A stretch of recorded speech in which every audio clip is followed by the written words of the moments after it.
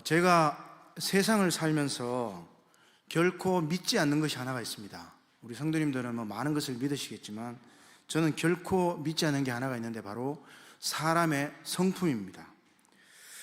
저 사람은 욱하는 성격만 없으면 참 좋을 텐데 이런 말들 하지 않습니까? 그리고 뒤따라 붙는 수식어가 있습니다. 그런데 저 사람 뒤끝은 없어 라고 말을 합니다. 저는 아직 못 만나봤습니다. 뒤끝 없는 사람 없습니다. 그리고 쿨한 사람 없는 것 같습니다. 나는 욱하는 성격은 있는데 뒤끝은 없다. 저는 이것은 아주 모순된 이야기라고 생각합니다. 사람이 이 성품이 얼마나 중요한지는 살면서 더욱 느끼는 것 같습니다. 이 강단에서 설교를 하는 제 자신도 이 욱하는 성격을 참지 못해서 낭패를 본 적이 한두 번이 아닙니다. 그러나 제 자신을 봐도 저는 결코 쿨하지 않고 뒤끝 아주 장렬하는 사람입니다. 저는 군대에서 당번병을 했습니다. 당번병이 뭐냐면요, 대장의 비서입니다. 비서. 보통 입대를 하면 계급이 낮을 때 당번병으로 가게 되는데 저는 군생활 1년을 훨씬 넘긴 상병이라는 계급을 달았을 때 당번병을 하게 되었습니다. 마침 그때 저희 대장님이 바뀌었어요. 저희 부대 대장님이 바뀌셨는데 이분이 새로 오신 대장님이 교회 집사님이셨어요. 그래서 이분께서 당번병은 무조건 기독교인이어야 한다라고 해서 제가 당번병이 된 것입니다. 주로 하는 일이 뭐냐면 대장의 심부름하기, 전화 받기, 손님 오면 커피 타드리기. 제가 커피를 참 잘 탑니다. 그런 것들입니다. 주로 이제 또 외부에서 전화가 오면 전화를 받는 일, 이런 건데 전화가 오면 저희 부대가 구호가 화랑이었습니다. 그래서 화랑 상병 노인수입니다. 이렇게 여보세요라고 하면 큰일 납니다. 화랑 상병 노인수입니다 라고 하면 수화기 너머에서 전화가 들립니다. 야, 대장 바꿔. 이런 소리가 딱 들립니다. 군에서 들을 수 있는 아무런 문제 없는 대화입니다. 그럼 제가 전화를 저희 대장님한테로 돌려드립니다. 제가 모시던 대장님이 육군사관학교 출신 소령님이셨는데 또 교회 집사님이었다고 말씀을 드렸죠. 저한테는 참 인자하고 부드럽고 그런 대장님이셨어요. 그런데 외부에서 전화하는 사람들은 한결같이 그런 분들이었습니다. 어쩌다가 그래 수고한다, 대장님 좀 바꿔라, 대장님 계시나, 이런 분들도 계셨습니다. 아주 오래 전이니까 계급은 저보다 훨씬 높은 분들이고 또 나이도 저의 큰형님 뻘 되니까 지금도 전혀 유감은 없습니다. 그런데 어느 날 양복을 쫙 빼입은 신사분이 CP에 오셨어요. CP가 이제 대장님 사무실이에요. 대장님 사무실에 오셨습니다. 그리고는 저한테 대장님 계세요? 라고 묻는 거예요. 제가 어떻게 오셨습니까? 라고 여쭤보니까 나 누구누구 대령인데 대장님 좀 뵈러 왔습니다 라고 하는 것입니다. 저는 군대에서 그런 분 처음 만나봤습니다. 우리 대장님보다 계급이 높아요. 그런데 저 같은 사병에게 존대를 하시는 모습에 제가 그만 반해버렸어요. 나도 나이가 들면 저런 분처럼 되어야겠다. 나이 어리다고 자기보다 계급이 낮다고 사람을 막대하는 사람은 되지 말아야지 라고 결심했던 시간이었습니다. 어른들도 경험에서 나온 말들을 하죠. 부부가 살아보니까 다 필요 없고 뭐가 제일 중요하더라? 성격이 제일 중요하다는 말 하잖아요. 돈이 제일 중요합니까? 성격이 제일 중요하다는 말들을 하십니다. 오죽하면 성경의 야고보서 1장 20절에도 사람이 성내는 것이 하나님의 의를 이루지 못한다라고 말씀합니다. 오늘 말씀의 제목이 바로 신의 성품입니다. 오늘 성경에는 우리가 읽은 본문에는 신성한 성품이라고 나오는데요, 개역 한글에는 신의 성품이라고 나옵니다. 저는 이 개역 한글의 신의 성품이 더 멋있더라고요. 그래서 제목을 신의 성품을 잡았습니다. 우리가 신의 성품을 갖게 되는 것은 하나님이 원하시는 것이라고 합니다. 아니, 내가 사람인데 무슨 신의 성품을 가져라고 할 수 있습니다. 그러나 우리는 창세기에 나오는 것처럼 누구의 형상대로? 하나님의 형상대로 지어진 사람들입니다. 그렇게 우리는 누구를 닮아야 합니까? 하나님을 닮아가야 하는 것입니다. 신앙이라는 것이 바로 저는 이것이라고 생각합니다. 3절 말씀에 보시면 신기한 능력이라는 단어가 나옵니다. 근데 우리가 흔히 이 신기한 능력이라고 하면 무엇을 생각하십니까? 기적을 베풀고 병을 치료하고 사람 잡아뜨리고 이런 거 많이 생각하시잖아요. 그런데 이 신기한 능력으로 생명과 경건에 속한 모든 것을 우리에게 주셨다라고 말씀합니다. 우리에게 주셨다. 우리를 부르신 자를 알므로 말미암음이라고 또 합니다. 그리고 4절에 연이어서 뭐라고 하냐면은 이로써 그 보배롭고 지극히 큰 약속을 우리에게 주사 이 약속으로 말미암아 너희로 정욕을 인하여 세상에서 썩어질 것을 피하여 신성한 성품에 참여하는 자가 되게 하려 하셨으니, 보배롭고 지극히 큰 약속은 바로 복음의 약속입니다. 죄인인 우리가 그리스도의 보혈로 의인이 되었습니다. 그런 약속을 받은 자들은 이 신의 성품, 신성한 성품에 참여하는 자가 되는 것이 하나님의 계획이고 뜻인 것입니다. 즉 우리 예수 믿는 사람들은 욱하는데 뒤끝은 없다라는 말을 들어서는 안 되는 것입니다. 우리는 온유한 마음뿐만 아니라 이 신의 성품을 사모해야 합니다. 그렇다면 이 신의 성품이란 과연 무엇입니까? 5절 말씀부터 제가 읽어드리겠습니다. 이러므로 너희가 더욱 힘써 너희 믿음의 덕의 지식의 절제의 인내를, 인내의 경건의 형제우애를, 형제우애의 사랑을 공급하라. 이 신성한 성품은 처음에 무엇부터 시작합니까? 믿음에서 시작됩니다. 그리고 무엇으로 결론을 맺습니까? 사랑으로 결론을 맺습니다. 즉 이러한 8가지의 성품을 담기 위해서 우리는 애써야 합니다. 이에 반해서 신성한 성품이 아닌 현저하게 드러나는 인간의 성품은 무엇일까요? 바로 갈라디아서의 인간의 성품이 나옵니다. 갈라디아서 5장 19절에 이런 말씀이 나옵니다. 육체의 일은 분명하니 곧 음행과 더러운 것과 호색과 우상 숭배와 주술과 원수 맺는 것과 분쟁과 시기와 분냄과 당 짓는 것과 분열함과 이단과 투기와 술 취함과 방탕함과 또 그와 같은 것들이라. 저는 너희에게 경계한 것 같이 경계하노니 이런 일을 하는 자들은 하나님의 나라를 유업으로 받지 못할 것이요. 우리가 교회에서 술 먹지 마라, 담배 피지 마라 이런 말들 많이 들으셨을 것입니다. 그런데 오늘 말씀에 보니까 술 먹는 것, 담배 피는 것도 우리가 해서는 안 되겠지만 여기 보십시오. 분쟁하는 것, 시기하는 것, 당 짓는 것, 이런 일도 아주 육체의 일이라는 것입니다. 교회에서 끼리끼리 모이고 당을 짓고 저 사람은 안 돼, 저 장로는 안 돼, 이렇게 시기하고 그 사람들에게 불평을 하고 분열함과 그런 것을 우리는 행해서는 안 된다는 것입니다. 사람의 성품에서 나오는 것들은 다 이런 것들입니다. 여기에 우리는 하나도 해당되지 않는 사람이 없습니다. 이것이 우리 육신의 모습입니다. 그렇다면 우리가 이런 육신의 성품을 다 버리고 신성한 성품, 신의 성품에 참여하려면 어떻게 해야 할까요? 첫 번째, 우리 성도님들 같이 한번 따라했으면 좋겠습니다. 거듭나야 합니다. 거듭나야 합니다. 요한복음 3장 4절에 니고데모가 이르되 사람이 늙으면 어떻게 날 수 있사옵니까? 두 번째 모태에 들어갔다가 날 수 있사옵니까? 라고 질문합니다. 그러자 예수님께서 대답하십니다. 진실로 진실로 내게 이르노니 사람이 물과 성령으로 나지 아니하면 어디에? 하나님의 나라에 들어갈 수 없느니라. 우리 성도님들 자동차를 운전하면 유턴이라는 거 해보셨을 것입니다. 유턴. 똑바른 길을 가다가 웜에 이 길이 아닌가벼 하고 길을 돌리는 게 바로 유턴입니다. 차를 반대로 다시 돌리는 것입니다. 이것이 바로 회개입니다. 거듭남은 회개에서 시작됩니다. 내가 정말 죄인이구나 라고 인식하고 이제는 죄의 종으로 살아서는 안 되겠구나, 그 길을 바꾸는 것입니다.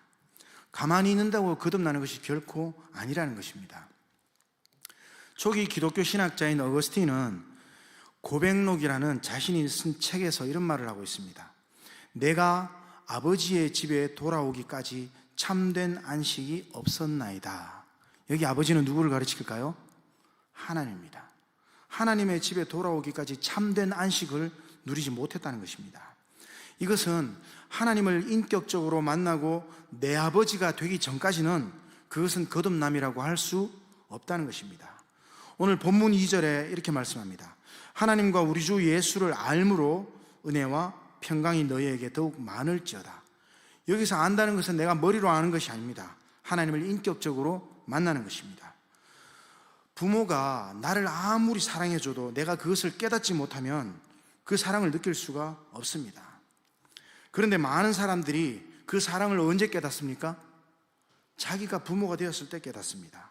그리고 많은 사람들이 그 부모가 돌아가시고 나서 그 사랑을 압니다. 심지어는 그 부모가 돌아가시고 나서도 그 사랑을 깨닫지 못하는 사람도 있습니다.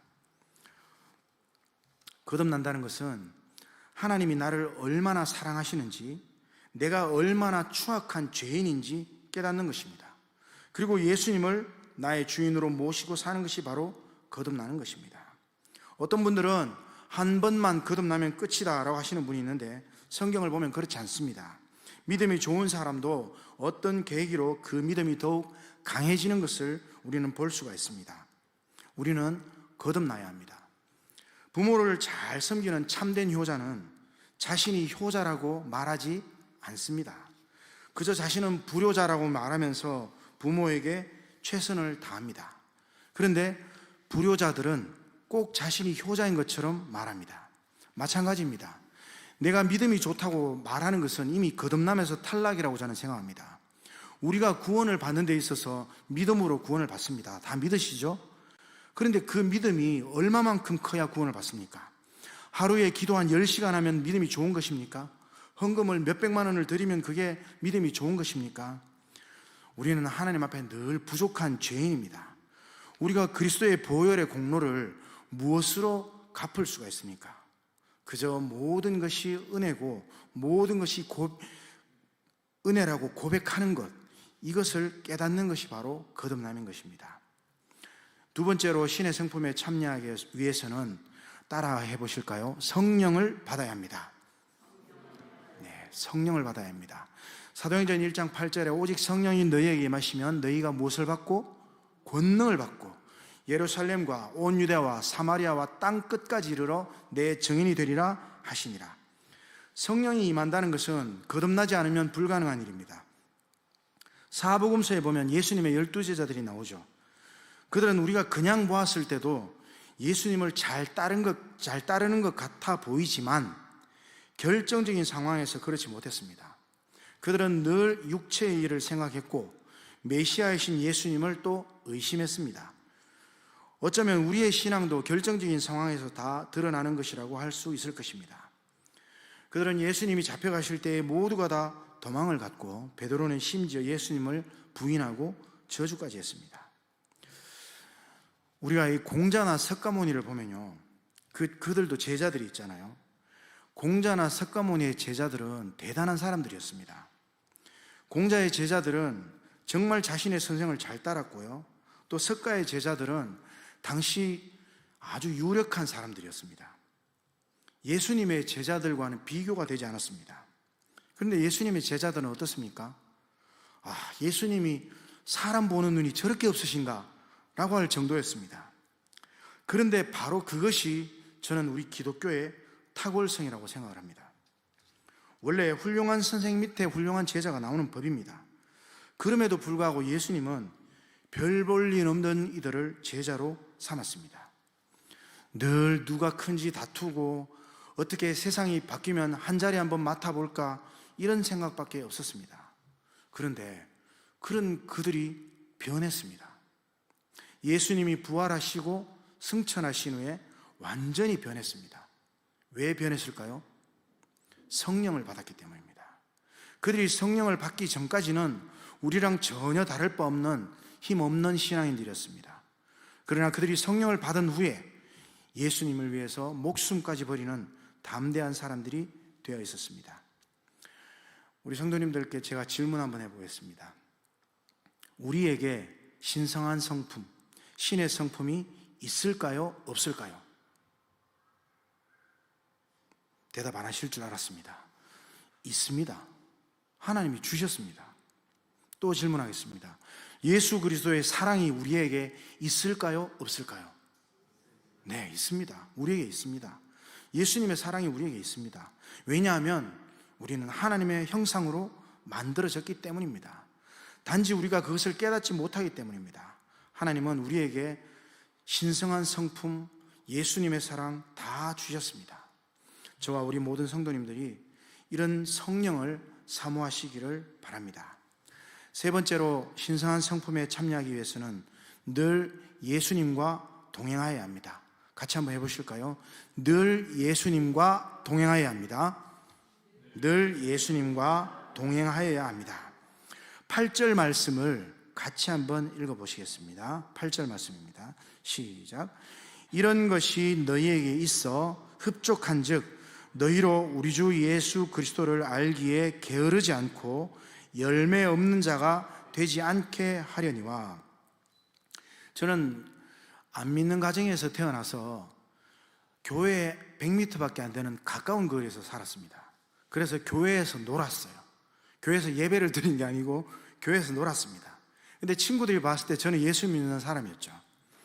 어릴 때 저만 보면 예수쟁이라고 소리치고는 도망가는 친구가 있었습니다. 네 그 안 서나 잡히면 죽겠던데 이라고 이제 그랬습니다.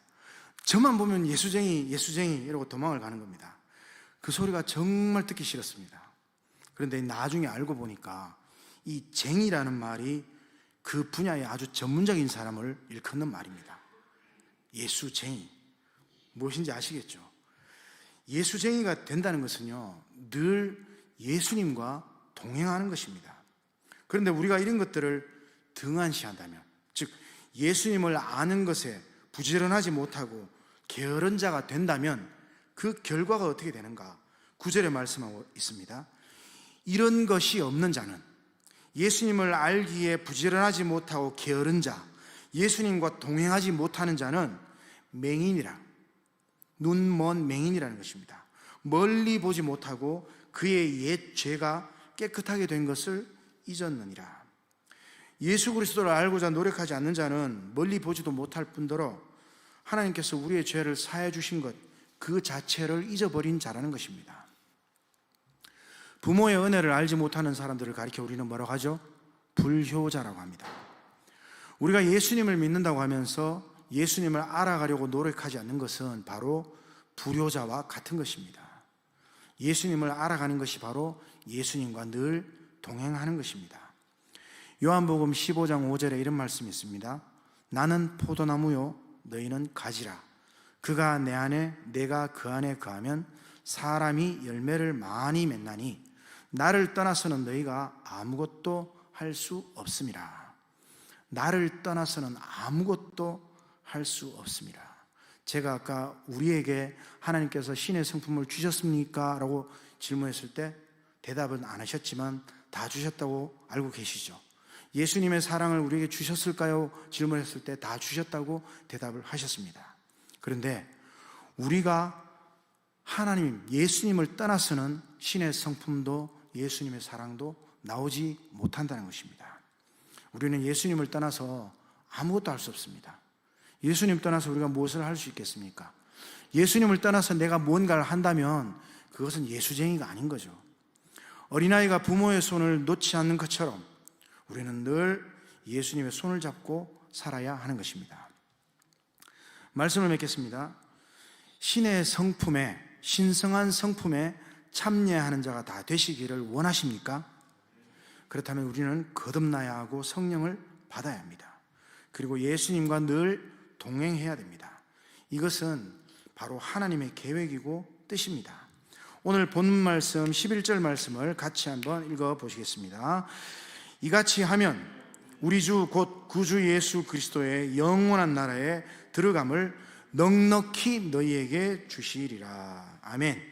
이런 신의 성품을 사모하고 이러한 성품에 참여하는 자가 다 되셔서 그리스도의 영원한 나라에 넉넉하게 들어갈 수 있는 저와 우리 모든 성도님들 되시기를 주님의 이름으로 축원합니다.